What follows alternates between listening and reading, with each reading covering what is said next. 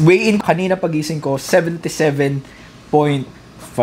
Lowest. Feeling good naman, di naman ako nanghihina so far. Pero itetest pa rin natin since ito yung pinaka-lowest weight ko. Meron tayong deadlift singles mamaya, which is 235. I'm actually thinking na magdagdag pa, pero tatanungin ko muna si coach ko kung sobrang bilis mamaya ng 235, pwede kong mag-request na dagdag. Pero depende pa rin yan, men. Titingnan natin mamaya. Pero feeling ko, isa ring factor kung bakit na bumaba ng ganun sobra for the span of ilang days lang yung weight ko kasi nag-angat ako ng water intake 3 to 4 liters na. Then yung 1 week out ko, yun na yung mag-water loading na ako, which is kung 3 to 4 liters ng water yung ini-intake ko ngayon, 7 to 8 for the yung 1 week out, which is yung water loading phase nga, water cutting, and of course gut cut, which is i-document ko rin yan. Available na yung hoodie, papakita ko sa inyo, men. Okay, available na si RPE hoodie. So, a good thing about this is oversized hoodie siya. Oversized hoodie, and of course, embroidered na rin siya. And meron tayong, ang isang factor na nagustuhan ko rin dito is, of course, meron tayong neck tag dito. So, cotton pa rin, pero sobrang solid talaga yung fabric, and yun nga, pinaka-nagustuhan dito is oversized. Hindi siya yung typical na hoodie na, ano yun, na typical na hoodie na hindi oversized. So, ipapop out ko yung screen dito, yung picture ko, since so far, ayaw mo na suotin kasi mainit. Pero ayun, picture ni Priest din. Pero yun, for reference, by the way, I'm ngayon 77 to 80 kilograms siguro, probably pwede kayo magsuot ng large or even medium. Kasi ako, ito large yung sa akin yung suot ko dun sa pic na to. Ayan. Ayun. Alam kong hindi akma sa panahon na to kasi sobrang na-delay to actually. Dapat nung, di ba, before this month, parang previous months, nag-uulan-ulan, di ba? Dun ko dapat i-release to nung time na nag-uulan-ulan. Pero since na-delay nga, kasama nung shorts nga, so nagka-problema sa manufacturing. Pero, ayun, medyo na-delay. Pero all goods naman na ngayon. So, limited stocks lang to, men. Sobrang limited lang nito. Message nyo lang yung RPE page sa IG para mag-order na kayo. Pwede nyo ilalam mo for LBZ. And, ano ba? Ayun, and of course, ito. I really do apologize sa mga naghintay sa squat shorts. Alam ko, ito yung pinakakinaabangan. Ang kaso nga lang, nagka-problema kasi talaga dun sa manufacturer. So, ayoko nang mag-dig dive dun sa details na yon kasi, men, kapag nag-start kayo ng clothing brand, ang number one problem nyo is manufacturer talaga, men. May mga kupal na manufacturer, may mga solid na manufacturer. So, bigyan ko na kayo ng background para may idea kayo. Nung una kong manufacturer ng short, iniwanan ko na yon kasi hindi kami magkaintindihan, sobrang laging na-delay. Then, nag-jump in ako, kaya na-delay din, nag-jump in ako sa panibagong manufacturer. Siyempre, panibagong, ano na naman yun, panibagong build na naman ng relationship. And so far, all goods naman, nagkaroon ng sampling, etc. Nakuha naman nila yung gusto ko. And ito yung suot ko, ito yung prototype ng squat shorts. So, prototype pa lang to. So, probably ETA nun, probably, hopefully early April or 2nd or 3rd April. Basta April, men, so, sure na yon. So, meron tayong, ipapapap ko sa screen yung picture ng squat short. Meron tayong black and red. Sobrang simple lang nito. And good thing about this is embroidered na rin siya. Itong prototype, wala pang embroidery. Pero gusto ko lang sabihin sa inyo na yung cut nito, sobrang, like night and day difference na siya dun sa first version ng squat short. Then, yung may issue kasi dun sa squat short na yung bulsa niya lumalabas dito, which is mababad trip din ako dun.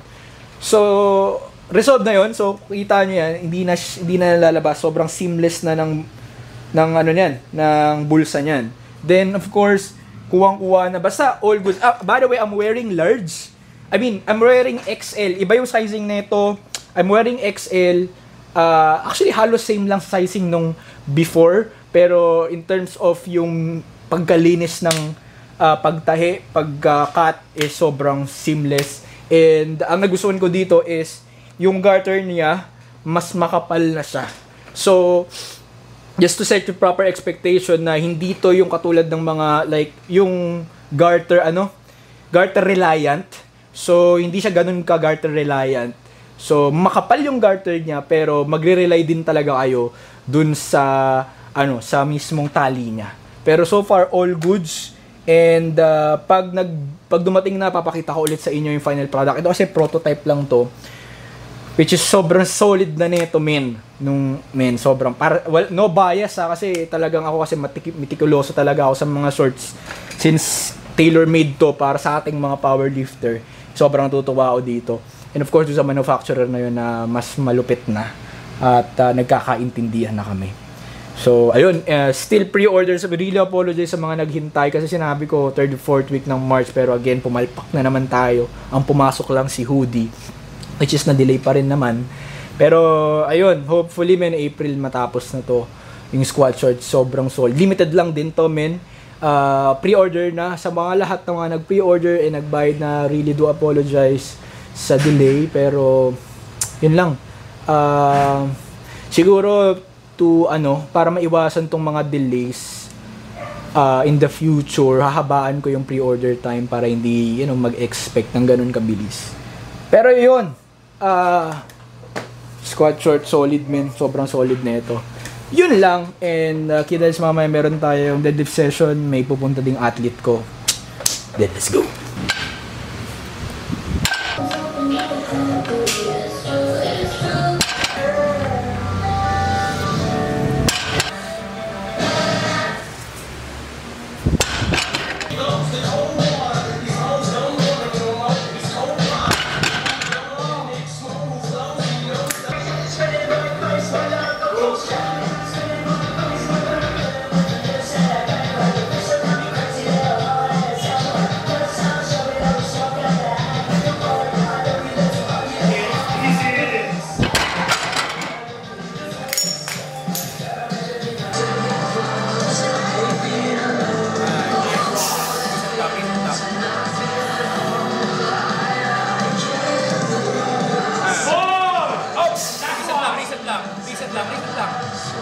Ulitin mo lang.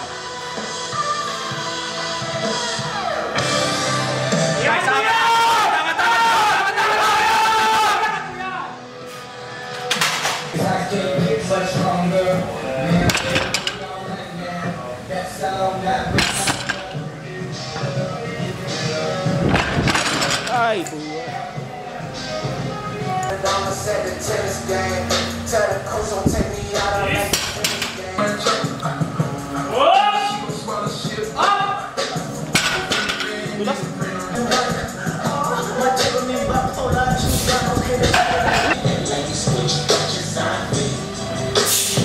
Bilis. Pag pa nga eh. Downsize pa na isa pa.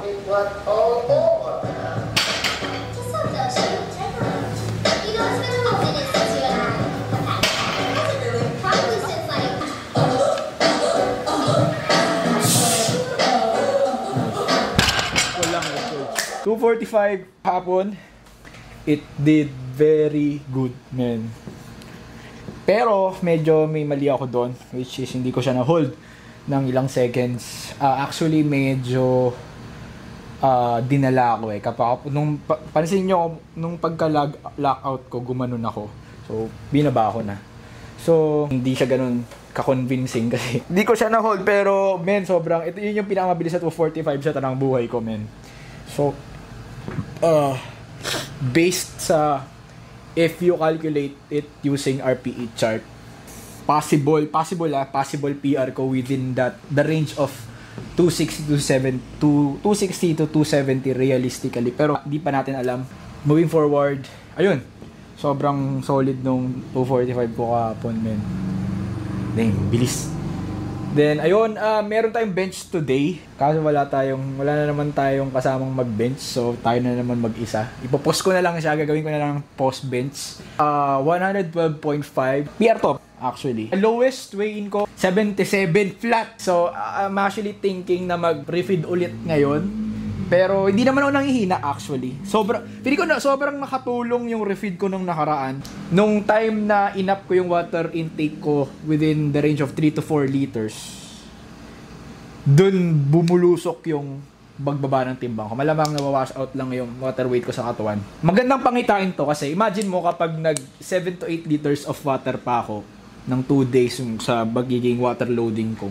Then, you know, water cutting and all and gut cut. So, mataas ang possibility na yung ma-hit talaga natin si under 74. Hopefully lang talaga, men. Ang pinaka na worry ko lang kasi dito is yung cramping and of course, yung strength loss din since magiging dehydrated ka at small period of time. Pero, yun nga, the plan is to kung ano yung nawalang tubig sa akin, yun din yung ibabalik ko. Sa pamamagitan ng Gatorade. Why Gatorade ang napili kong pang-hydrate? Abangan nyo na lang sa 1 week out. Since mabilis na yung pagbaba ng timbang ko ngayon, for about ilang weeks na hindi na ako nagka-cardio. Walang cardio to, men. Full on deficit lang talaga to. So kasi iniisip ko, kung magdagdag pa ako ng cardio, mas magiging fatigue pa si lower body ko. Ayoko mangyari yon. Maging accurate lang tayo sa pag-track ng macros, water intake. And magsisinglet ako ngayon para masanay. Kasi ito yung susutin ko singlet sa bench press. Blue sa squat, ito sa bench, tapos yung classic sa deadlift.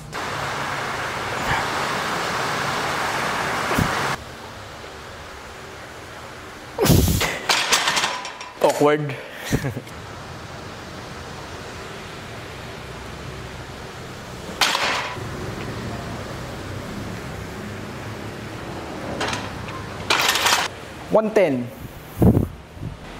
Meron tayong 112 ngayon pero gusto ko muna pakiramdaman yung 110.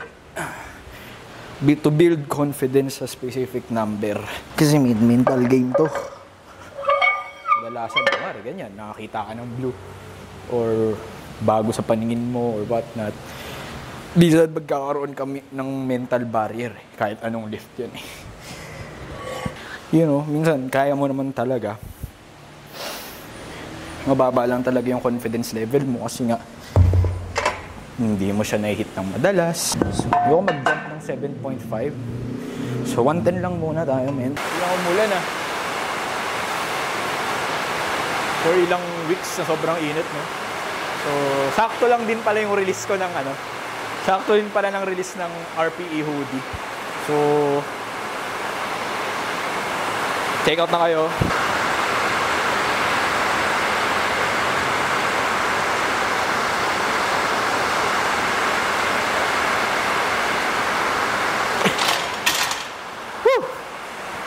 Dahil! Grabe lang sa ulan, men. Maririnig mo yung background na sa ulan. So, ito na ang moment of truth tayo. PTR tayo. Ako lang mag-isa. Pang patapang, kumbaga. Sa mga mababa confidence level sa bench katulad ko, men, try nyo to. Like, mag-isa lang kayo mag-training. Pero, siguraduhin nyo may safety pin kayo lagi. Baga, pampatapang to, men eh. Powerlifting is not just strength alone. Mental to, body. Minsan, kaya mo naman talaga. Kasi di mo na mabuhat kasi nga, medyo mababa yung confidence level mo. Na-overthink mo yung bagay. Minsan may mga tendency, di ba? For example, back downs. First set, bigat. Tapos biglang second set mo, or even warm up, bigat. Siyempre, in-overthink mo. Tapos nung eventually sa top set, biglang bumibilis, di ba? So, Lord, ikaw na bahala sa akin.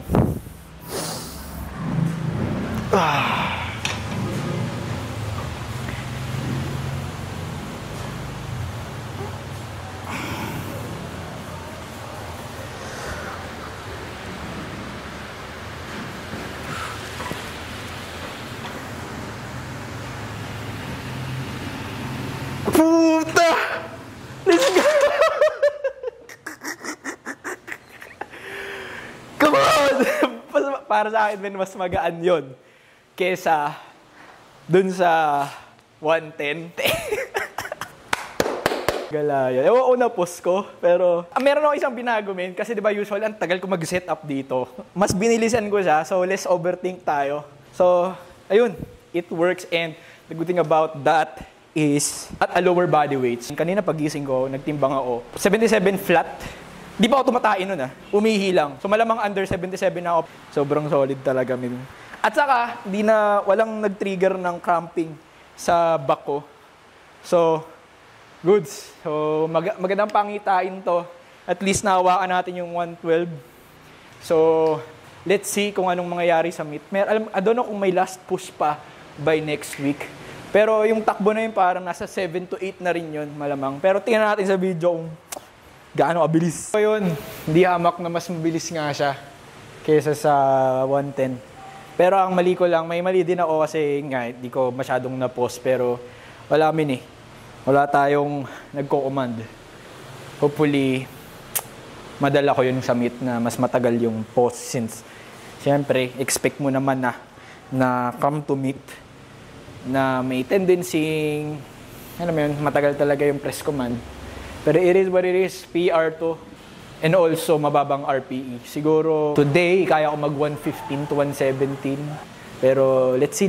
Hopefully, solid eh. Hopefully, madala ko lang to sa meet. Yan lang yung gusto ko.